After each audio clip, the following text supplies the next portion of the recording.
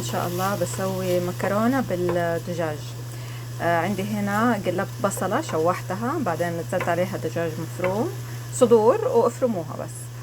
حطيت رشة فلفل، رشة قرفة، ورشة بسيطة بهار حلو، وحبة ماجي. نقلبهم سوا. دحين أبغى أنزل عليهم الصلصة. حطيت رشة أوريغانو ورشة ريحان ناشف بس. حطيت رشة أوريغانو ورشة ريحان، إذا ما تحبوا لا تحطوا. أنا حطيت رشة بسيطة. دحين أملح، وحطيت موية شوية. أملح، أخليها كده تتسبك، وأنزل عليها المكرونة أنا سلقتها اوريدي.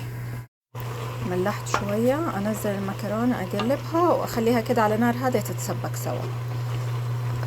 إذا تبغوا تحطوا فيها جبن موزاريلا ممكن تحطوا، بس أنا الجبن أحطه في النهاية فوق، يعني زي زينة.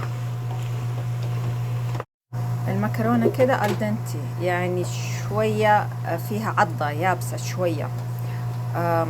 بخليها، أنا ما أحبها كده الدنتي، أحبها مرة كده طرية تكون، فأخليها بغطيها وأخليها على النار شوية كده 10 دقايق.